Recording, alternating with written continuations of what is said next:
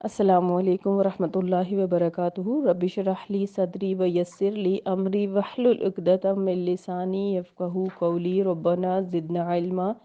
اللہم فقہنا فی الدین، اللہم ارنا الحق حقا وارزقنا اتباعہ وارنا الباطل باطلا وارزقنا اجتنابہ۔ سورہ آل عمران آیت نمبر 28 تک ہم نے پڑھا تھا، تھوڑا سا ریویو کر لیتے ہیں۔ اعوذ باللہ من الشیطان الرجیم، بسم اللہ الرحمن الرحیم۔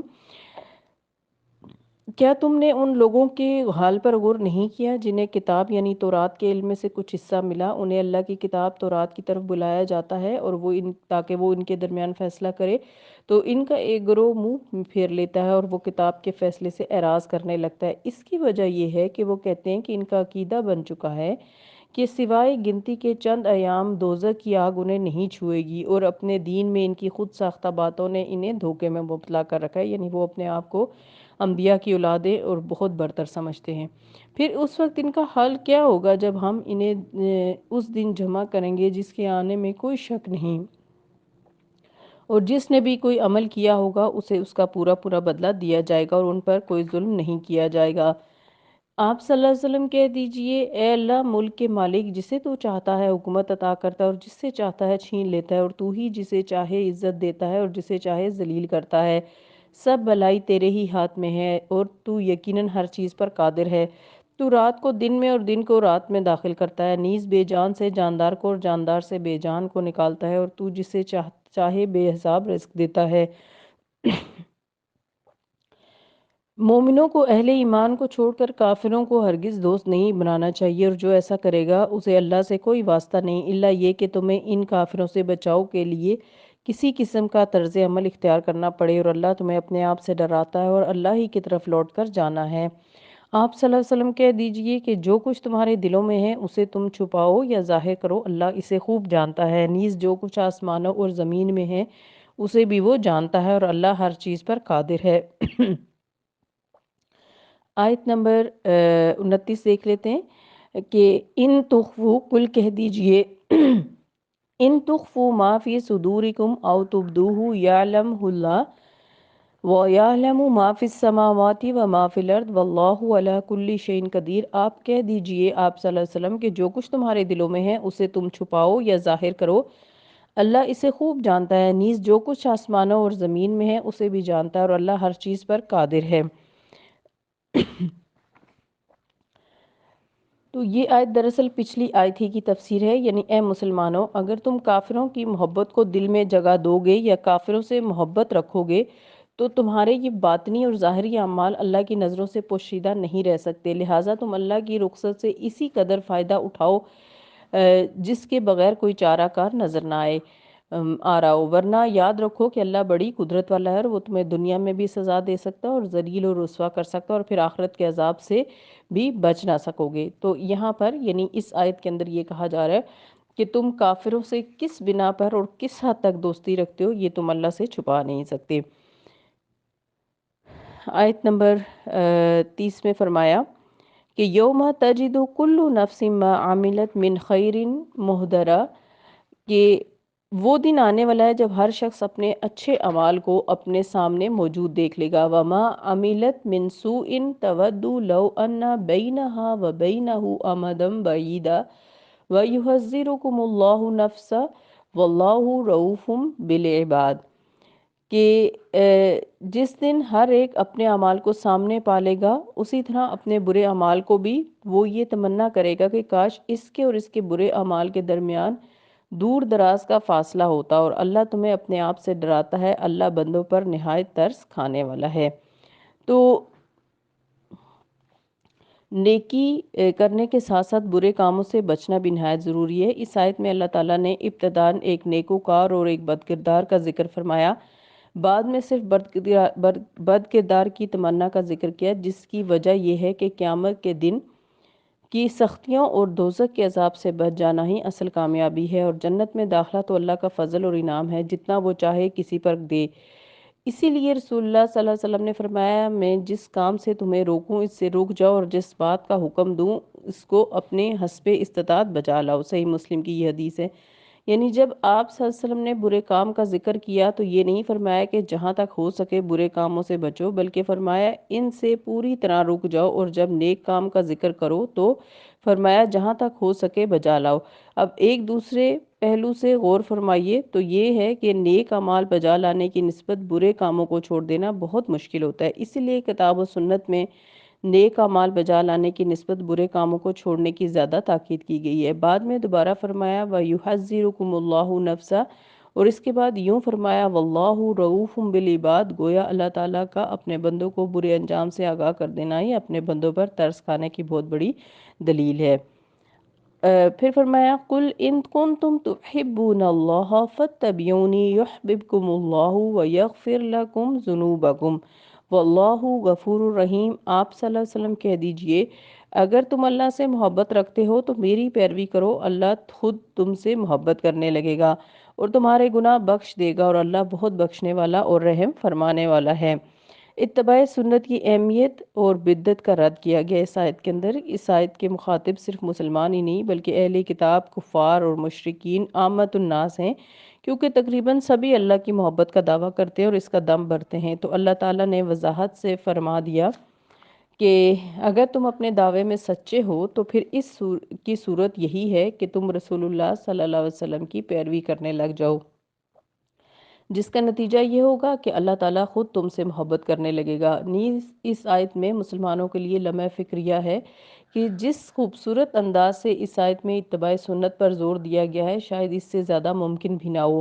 اطاعت کی نسبت اتباع کے مفہوم میں بہت زیادہ وسعت ہے۔ اطاعت صرف اوامر اور نواہی میں ہوتی ہے، یعنی کسی نے کوئی کام کرنے کو کہا تو کر لیا، کسی کام سے روکا تو رک گئے، جبکہ اتباع یہ ہوتی ہے کہ جیسے تم رسول اللہ صلی اللہ علیہ وسلم کو کرتے دیکھو ویسے ہی تم بھی کرنے لگ جاؤ، بے شک آپ کو حکم ملا ہو یا نہ ملا ہو، آپ وہی کریں جو آپ رسول اللہ کو کرتے دیکھیں۔ یعنی آج کے دور میں ہمیں جس بات کے بارے میں بھی پتہ چلے کہ رسول اللہ صلی اللہ علیہ وسلم یہ عمل کرتے تھے، ہمیں ویسا ہی کرنے لگ جانا چاہیے۔ جس بات کو وہ پسند کریں رسول اللہ اسے تم بھی پسند کرو، جس بات سے رسول اللہ نفرت کریں اس سے تم بھی نفرت کرو، کیونکہ وہ تمہارے لیے اسوہ حسنہ ہیں۔ تیسرا سبق اس آیت میں یہ ملتا ہے کہ مسلمانوں کو بدعات سے مکمل طور پر اجتناب کرنا چاہیے، کیونکہ بدعت سنت کی عین ضد ہے، اور بدعت کی عام فہم تعریف یہ ہے کہ ایسا نیا کام دین میں شروع کرنا جس کا اس سے کوئی تعلق ہی نہ ہو، نیز وہ کام آپ صلی اللہ علیہ وسلم کے بعد دین کا حصہ اور ثواب سمجھ کر کیا جا رہا ہو، وہ مردود ہے، اور بدعات کو رواج دینے والا شخص تو شدید مجرم ہے، کیونکہ اس کی موت کے بعد بھی اس بدعت پر عمل کرنے والے لوگوں کے گناہوں کا حصہ اس کے نامہ اعمال میں جمع ہوتا رہے گا، اور وہ شدید مجرم اس لحاظ سے بھی ہے کہ وہ اپنے آپ کو شعراء کے مقام پر سمجھتا ہے اور اپنے وضع کردہ نیک کام کو دین کا حصہ بنا کر دین کو مکمل کرنا چاہتا ہے، حالانکہ دین رسول اللہ صلی اللہ علیہ وسلم کی زندگی میں مکمل ہو چکا تھا۔ تو اس لیے اپنے آپ کو ہر حال میں بدعت سے بچانا ہے۔ اگلی آیت، آیت نمبر 32، قُلْ أَطِیعُوا اللَّهَ وَالرَّسُولَ فَإِن تَوَلَّوْا فَإِنَّ اللَّهَ لَا يُحِبُّ الْكَافِرِينَ۔ آپ صلی اللہ علیہ وسلم کہہ دیجئے کہ اللہ کی اور اس کے رسول کی اطاعت کرو، پھر اگر وہ یہ دعوت قبول نہ کریں تو ایسے کافروں کو اللہ پسند نہیں کرتا۔ سنت کے منکر کافر ہیں۔ اس آیت سے معلوم ہوا کہ جو لوگ اللہ کی محبت کا دم بھرتے ہیں مگر اس کے رسول کی اطاعت نہیں کرتے وہ سب کافر ہیں۔ اس آیت کے مخاطب اہل کتاب اور کفار و مشرکین ہی نہیں بلکہ مسلمان بھی ہیں، کیونکہ مسلمانوں میں بھی ایک فرقہ ایسا پیدا ہو چکا ہے جو صرف قرآن ہی کو ہدایت کے لیے کافی سمجھتا ہے۔ رہا قرآن پر عمل کر کے دکھانے کا وہ طریقہ جو رسول اللہ صلی اللہ علیہ وسلم نے اپنی امت کو دکھایا تھا، یہ لوگ اسی طریقے سے مستغنا ہیں۔ ان کا دعویٰ ہے کہ قرآن پر ہر دور کے تقاضوں کے مطابق عمل کیا جانا چاہیے اور کیا جا سکتا ہے۔ یہ لوگ بھی اس آیت کی روح سے کافر ہیں، خواہ وہ خود کو مسلمان کہلوانے پر کتنے ہی زیادہ مصر کیوں نہ ہوں۔ اسی طرح جو لوگ رسول اللہ صلی اللہ علیہ وسلم کی اطاعت کے ساتھ کسی نئے نبی کی اطاعت بھی ضروری سمجھتے ہیں، وہ بھی کافر ہیں، خواہ وہ خود کو مسلمان کہلوانے پر کتنے زیادہ مصر کیوں نہ ہوں، کیونکہ آپ صلی اللہ علیہ وسلم خاتم النبیین ہیں۔ آیت نمبر 33، ان اللہ اصطفیٰ آدم نوحا وآل ابراہیم وآل عمران علی العالمین۔ اللہ تعالیٰ نے آدم علیہ السلام کو، نوح علیہ السلام کو، آل ابراہیم علیہ السلام اور آل عمران کو تمام عالم پر رسالت کے لیے منتخب کیا۔ یعنی ضابطہ نبوت اس آیت میں بتایا گیا ہے کہ اس آیت سے سیدنا عیسیٰ علیہ السلام اور ان کی امت نصارہ کا ذکر ہو رہا ہے۔ اس آیت میں یہ بتایا جا رہا ہے کہ سیدنا عیسیٰ علیہ السلام انسان تھے اور آدم ہی کی اولاد سے تھے، کوئی مافوق البشر ہستی نہیں تھے۔ پھر بعد میں یہ بتایا گیا کہ ان کی پیدائش کن حالات میں ہوئی اور کیسے ہوئی۔ ان کی زندگی کے مختصر حالات اور پھر عیسیٰ علیہ السلام کو اللہ تعالیٰ کا اپنے ہاں اٹھا لینے کا ذکر ہے، اور ساتھ ہی عیسائیوں کے باطل عقائد کی تردید بھی پیش کی جا رہی ہے۔ جس وقت اللہ تعالیٰ نے آدم علیہ السلام کو پیدا کیا تو اس وقت موجود کائنات میں فرشتے ہی تمام مخلوق سے افضل تھے۔ اللہ تعالیٰ نے فرشتوں سے سیدنا آدم علیہ السلام کو سجدہ کروایا اور سیدنا آدم علیہ السلام کو تمام جہان والوں پر فضیلت بخشی، پھر انہیں نبوت سے سرفراز فرمایا، پھر انہی کی اولاد میں نبی پیدا ہوتے رہے، پھر سیدنا نوح علیہ السلام کے بعد سلسلہ نبوت ان کی اولاد سے ہوتے ہوئے سیدنا ابراہیم علیہ السلام تک پہنچا، پھر یہ سلسلہ نبوت سیدنا ابراہیم علیہ السلام کی اولاد سے مختص ہو گیا، حتیٰ کہ نبی آخر الزماں انہی کی اولاد سے تھے۔ اور آل عمران کا ذکر بالخصوص اس لیے کیا کہ نسب تو مردوں کی طرف سے چلتا ہے، اور سیدنا عیسیٰ علیہ السلام بن باپ پیدا ہوئے تھے، البتہ ان کی والدہ سیدہ مریم علیہ السلام عمران ہی کے خاندان سے تھیں، اور اللہ تعالیٰ نے سیدنا عیسیٰ علیہ السلام کو منسوب بھی ان کی والدہ مریم علیہ السلام کی طرف کیا۔ یہ عمران سیدنا موسیٰ اور ہارون علیہ السلام کے والد کا نام ہے، انہی کی اولاد سے سیدہ مریم تھیں، اور اس صورت کا نام آل عمران بھی اسی نسبت سے ہے۔ یہ بھی ممکن ہے کہ سیدہ مریم علیہ السلام کے والد کا نام بھی عمران ہو، جیسا کہ آیت کے الفاظ قالت امرأۃ عمران سے ظاہر ہوتا ہے۔ تو مزید عیسیٰ علیہ السلام کے بارے میں آگے یہ بتایا جا رہا ہے، ذریۃ بعضھا من بعض،